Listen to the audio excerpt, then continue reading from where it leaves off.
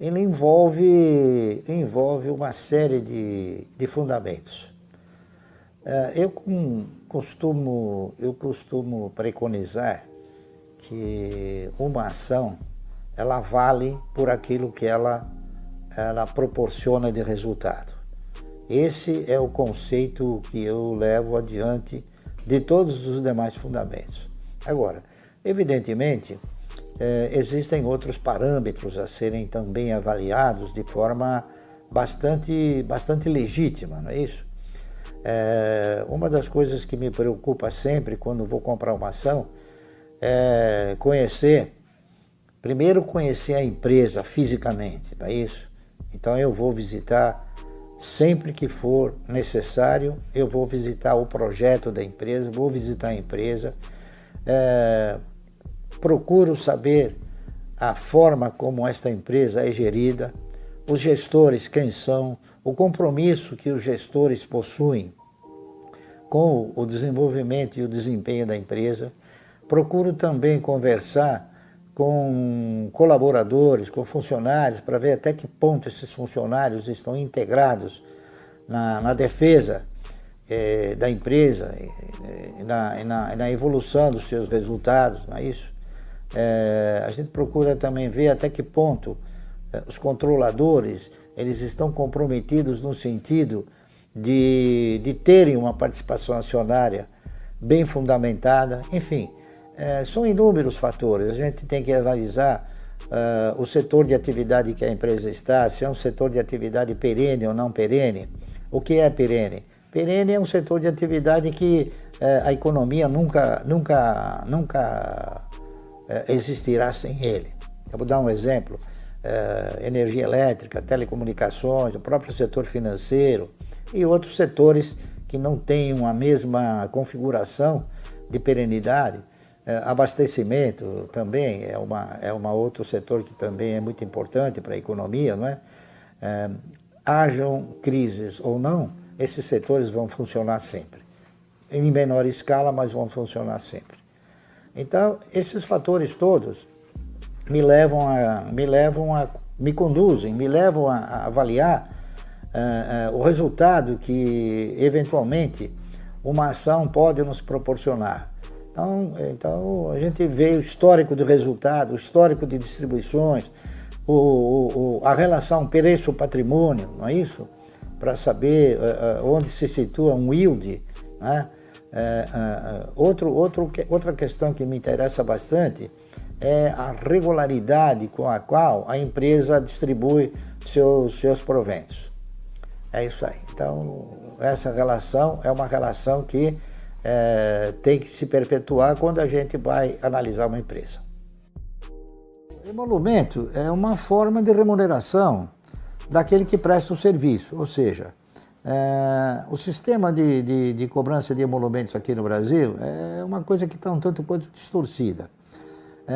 No início do nosso segmento acionário, quando em 1967 criou-se o Sistema Financeiro Nacional e nesse Sistema Financeiro Nacional introduziram as sociedades corretoras, introduziu-se também a Bolsa de Valores, não é isso? E as bolsas de valores, naquela ocasião, elas cobravam uma corretagem pelo serviço que prestavam. Então, a sociedade corretora, que era um membro ligado à Bolsa de Valores, ela operava e cobrava uma corretagem de você. E o que acontecia? A Bolsa cobrava um emolumento dela. Emolumento no caso, então, é uma remuneração pela utilização de uma estrutura qualquer. Qual a estrutura que a corretora pagava para a Bolsa? A estrutura de comercialização dos recintos de negociação da Bolsa. Então, emolumentos é isso daí. Por exemplo, as sociedades corretoras que têm suas ações cotadas em Bolsa, também elas têm a obrigação de pagar um emolumento. Por quê? Porque elas utilizam aquela estrutura de negociação para disporem das suas ações para comercialização. E custódia é o seguinte, custódia é o preço, é o valor que se paga pelo fato de você deixar depositada ações em uma estrutura custodiante.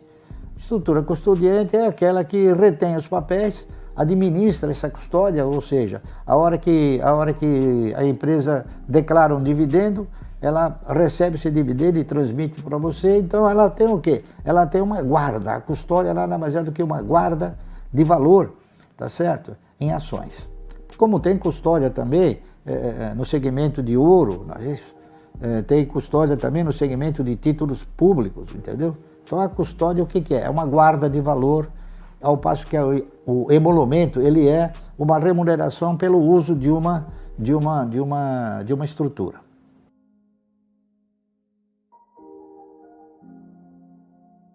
Eu acho que a expressão de 5%, se for uma carteira inicial, está muito boa. Porque no mercado, quando nós enveredamos pelo investimento, a gente sempre procura vislumbrar renda de duas fontes. A primeira fonte são aquelas provenientes das distribuições de resultado, e a segunda fonte seria o quê? Das valorizações. Então, uma carteira ela pode estar rendendo 5% de resultado em termos de dividendo, mas ela pode estar rendendo também concomitantemente uma outra renda, que é uma renda ainda não consolidada, porque a pessoa não vendeu. Então, por exemplo, ela pode comprar uma ação, vou dar um exemplo hipotético, por R$1, e em cima desse R$1 ela está ganhando 5%. Mas acontece que o papel pode estar já R$1,50, então se você pegar que ela subiu 50 centavos, seriam 50%, então não seriam apenas 5%. Você tem aí 50% embutidos que futuramente você pode capitalizar e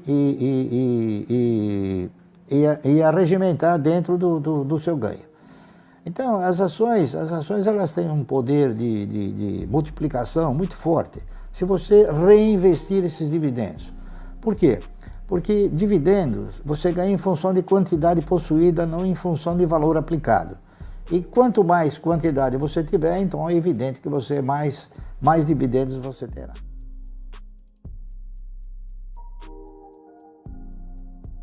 Toda empresa de capital aberto, principalmente, elas estão representadas na sua negociação por dois tipos de ações. As ações ordinárias, que são aquelas que dão direito a votar e ser votado. E as ações preferenciais, que elas não dão o direito a voto. Elas ostentam o critério de terem a preferência na distribuição de dividendos. Então, há uma diferença nisso tudo. Por quê? Porque as ações ordinárias, elas são ações que pertencem aos controladores, não é isso? E as ações preferenciais são aquelas que pertencem às pessoas que investem na empresa que elas optaram investir. Então, elas não têm direito a voto, elas têm direito a participar dos resultados em condições até melhores, porque as ações preferenciais têm direito à percepção de um dividendo 10% superiores às ações ordinárias, é correto? Então, esse termo preferencial é porque ela ostenta essas condições de preferência, ou seja, ela tem a preferência na percepção do dividendo e tem uma gordura a mais de 10% sobre a distribuição de dividendos sobre as ações ordinárias.